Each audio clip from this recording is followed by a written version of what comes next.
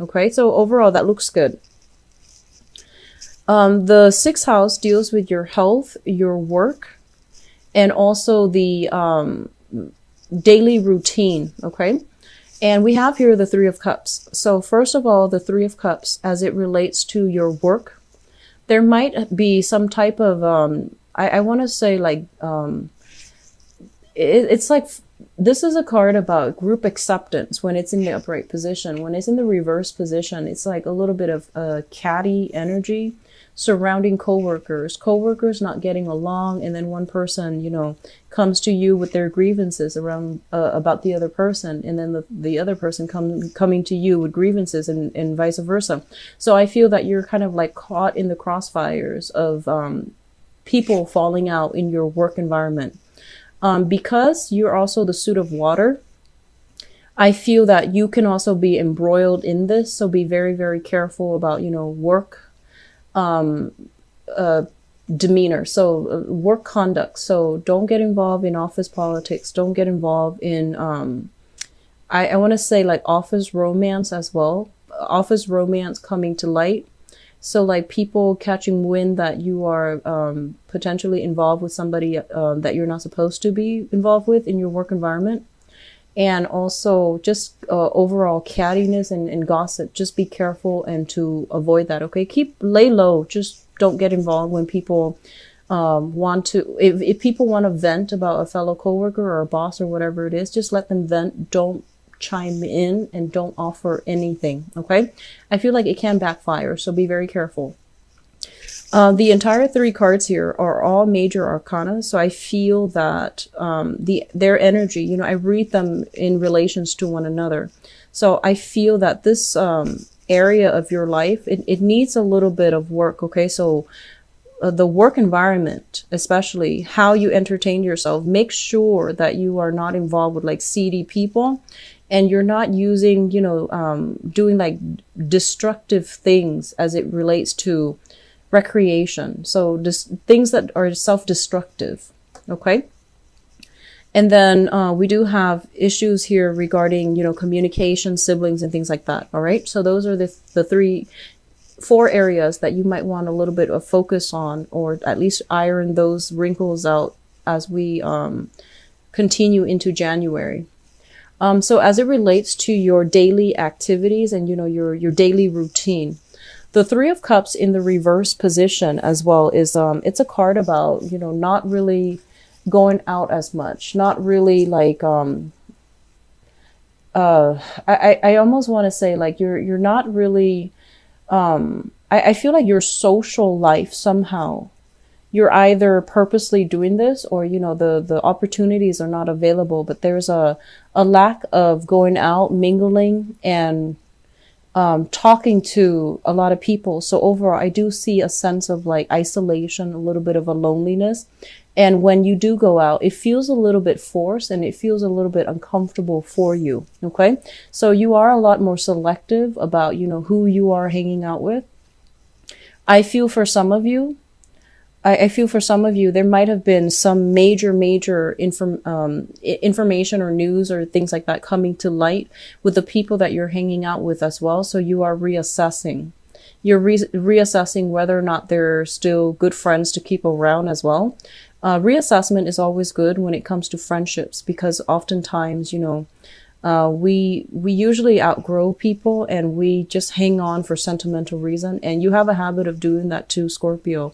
You hang on to people that might not be good for you, mainly because you have a history with them, or mainly because, you know, you grew up together. But just make sure that the people you surround yourself with are appropriate for you and that they induce growth and, you know, they bring about new opportunities for mutual growth. Okay. Let me see what else here.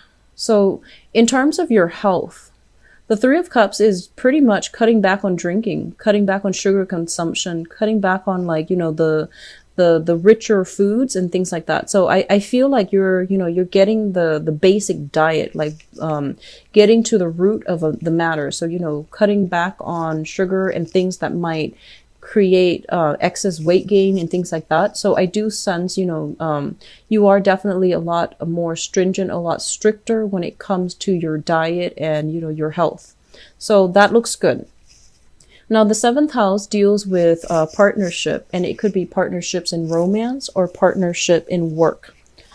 First of all, for those of you who are partnered up with another person in work, okay, so let's just say work first.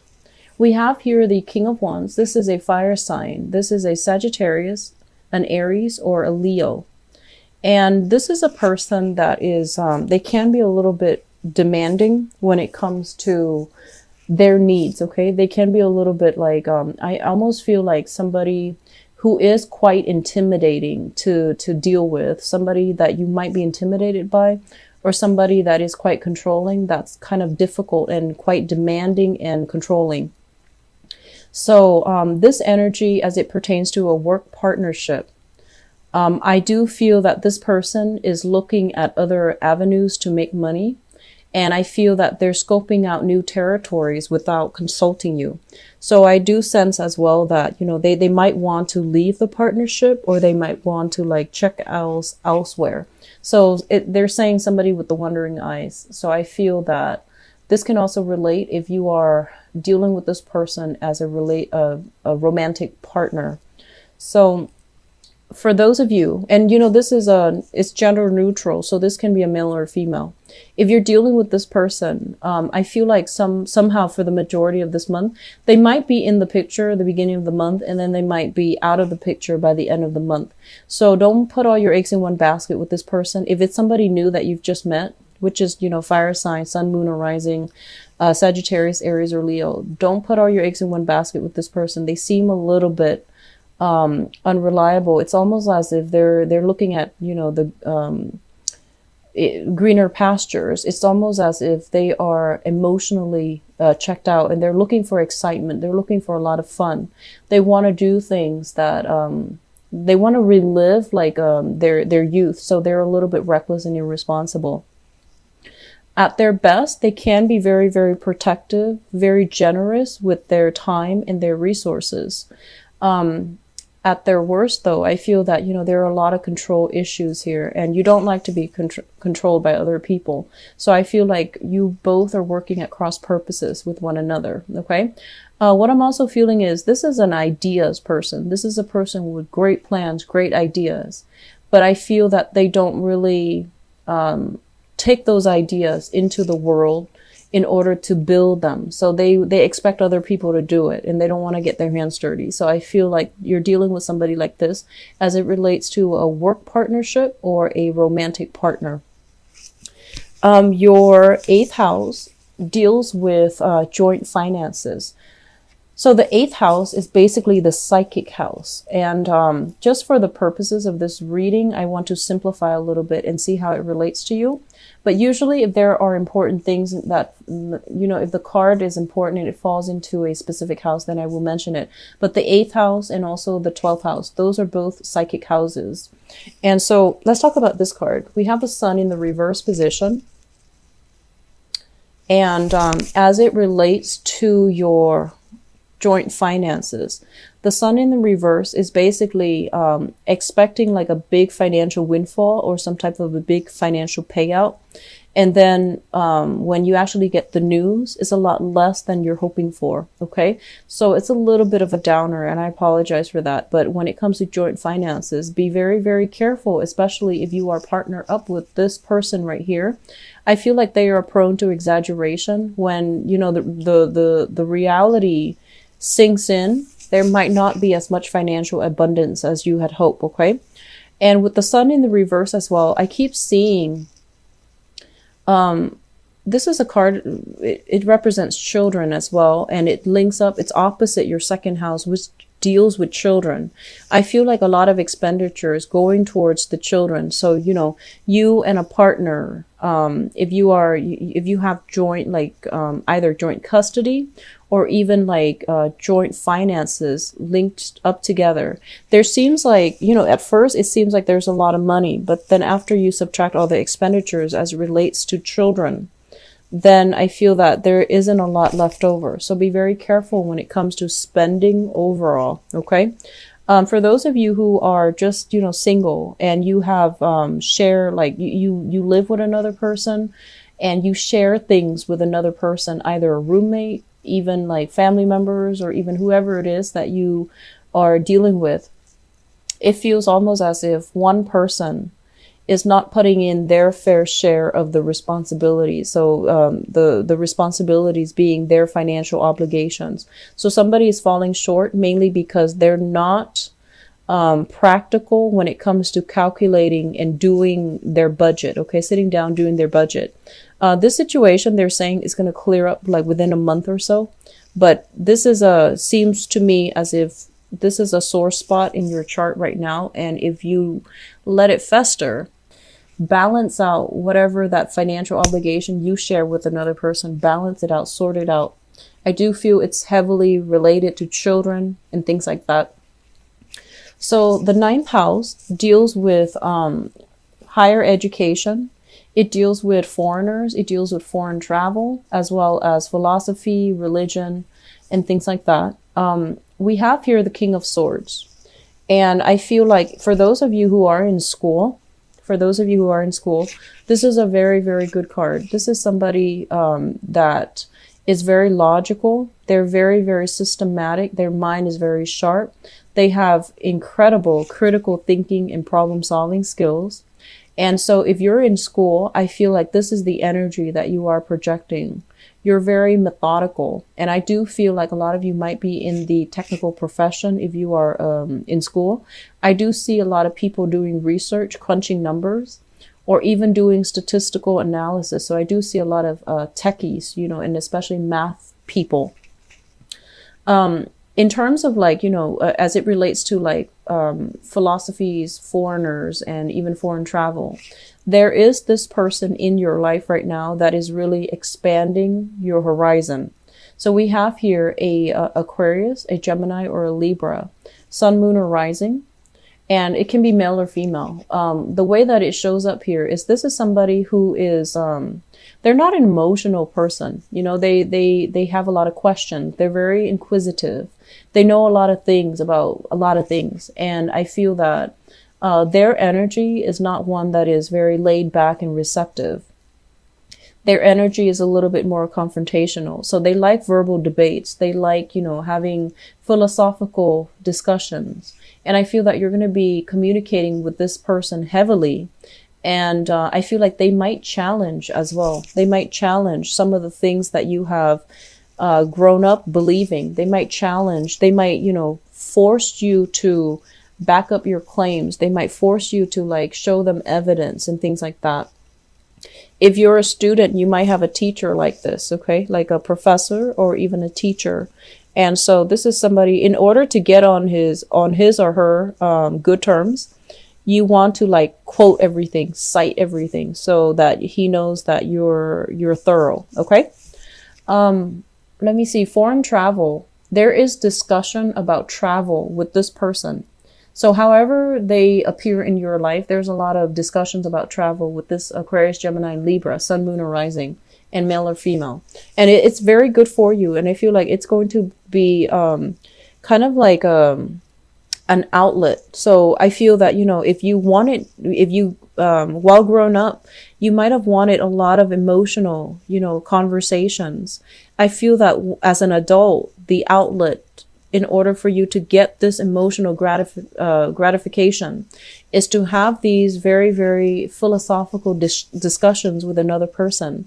I do feel like that's going to really feed your emotional needs as an adult. Okay. So if the emotional aspect has been vacant grown up, I feel like you're compensating in this manner, and it's not negative or positive, but I feel like it's going to be quite different from what you're used to. And it actually can heal this aspect right here. Okay. So focus more on having these philosophical discussions, focus more as well. This is a very good card that basically means, for those of you who want to go back to school, this is a good card that it's basically a yes, because your mind is very sharp.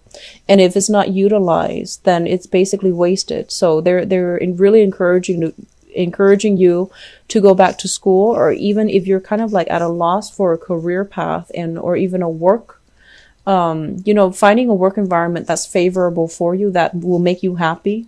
I do feel like going back to school or working in an educational institution would be very beneficial for you. Okay.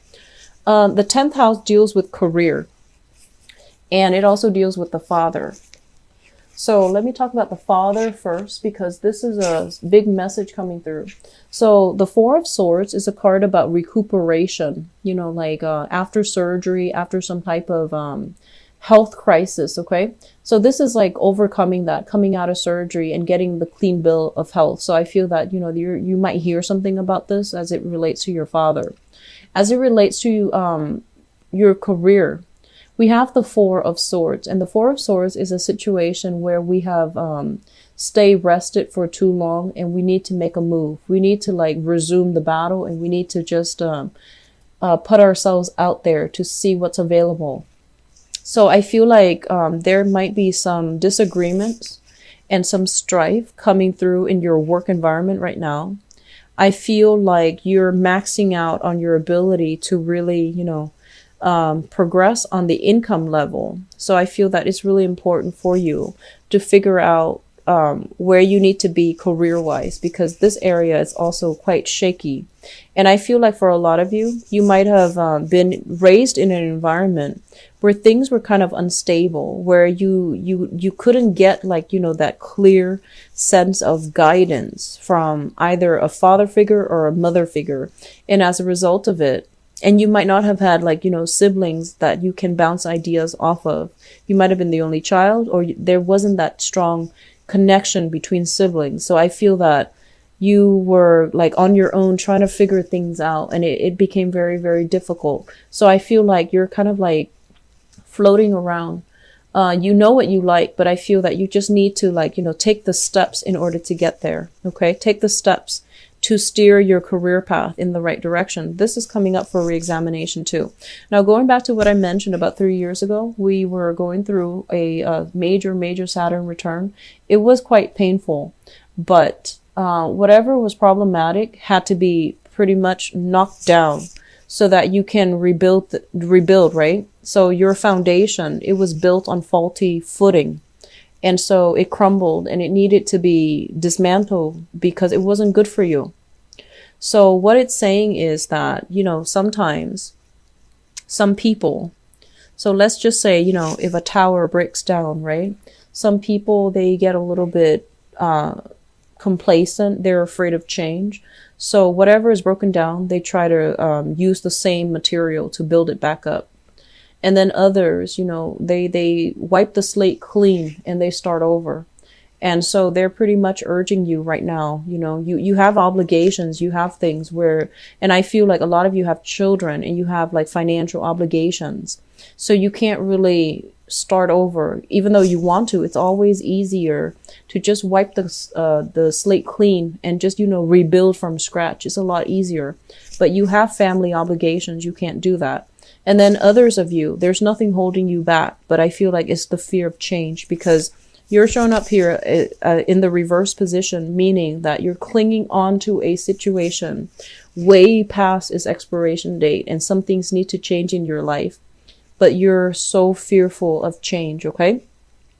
So depending on which side of the coin you fall under, some things need to change. And we have a lot of things, a lot of areas actually that need a lot of work. So tackle one thing at a time. Otherwise, all of these things will kind of, okay. So 11th house, 11th house deals with your friends and your group associations.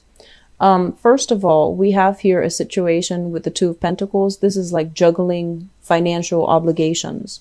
I feel like for sometime this month, there might be a friend that might need your help, financial assistance. Okay. And I feel like, there might be a friend here that you are either lending money to, or you are reaching out to, I feel like you might be the one reaching out to, for financial assistance, or a friend is coming in to reach out to you for financial assistance. But either way, there's going to be news and things like that related to a friend. This is also a card about travel as well. So, traveling to see a friend or even having a friend come to see you. So it looks very, very positive overall. As it relates to group associations, this is a card about you still reassessing. So I mentioned before, oftentimes group associations relate to things that are optional, right? So you want to ally yourself with groups and even groups that have potential for professional networking. But the way that things are right now, I feel like with your value system, they need to be re-examined. So I feel like, you're still going through a major rebuilding process. You're trying to find your footing. And so right now, you're still not sure. You're still uncertain. And I actually don't see Scorpios feeling uncertain. This is the first time that I feel that, on the one hand, you have a lot of abundance, like in love and support. But on the other hand, it feels almost as if you're coming into this year very wobbly when it comes to your foundation overall. And when you're wobbly with your foundation, you're not really sure, like, what you can believe in, what you know to be true, and you're not really sure about your capabilities and what you really stand for and what you can really believe in anymore. So there's almost like a spiritual crisis or a crisis of faith. And so sort this out as well, okay? And the group associations then basically indicates that you're not going to be able to network with people and join these associations until you figure out where you stand, until you figure out what you really value. Once that is figured out, then this can happen for you, okay? The 12th house basically deals with institutions and it deals with secrets, okay? So just for the sake of this reading, first of all, the 12th house is another very, very psychic house and it's heavily activated. So we have the 8th house, which is heavily activated, but it's activated in a way where you are getting some push, some nudge to take care of your career and your public image, okay? Reform your career path and your public image. And the 12th house here is signifies, some type of a soulmate connection here coming through for you. So the 2 of Cups we have as well the 6 of Cups, which is a soulmate connection. So both of these things indicate to me that there is a soulmate person in your environment. They can offer you a lot of like spiritual healing. Whatever past relationship where you thought that, that person was a soulmate, I feel that there is a new one coming through and it's going to provide some healing, whatever destruction was brought about by the previous situation, circumstance is going to provide some healing. Additionally, what they're saying is because this is a house of secrets, this is not something that you are aware of. But I feel that, I feel this overwhelming sense of loneliness. It's almost like, being surrounded by a bunch of people, but still feeling on the outs, feeling as if I'm not being understood. So I feel that it's really important for you in order to let that go away. You are going to have to network a little bit more with people. You are going to have like more soulful connections and conversations with other people. So that means letting your guard down. That basically means as well seeing another person rather than focusing on, how different you are. Looking at them and try to pinpoint your similarities. So treating others in a more egalitarian way, that's going to be very beneficial for you to allow you to see things from their perspective. Okay. So having more soulful communication as well as philosophical discussions. These are the 2 main things you should focus on because they're very strong in this spread. So those 2 areas are going to provide very good outlets for you to overcome these challenges that happened in the past 3 years, to overcome the sense of isolation and feeling like as if your friends don't really understand you. So you need to get this rolling for the next few months so that it doesn't, affect you throughout the entire year.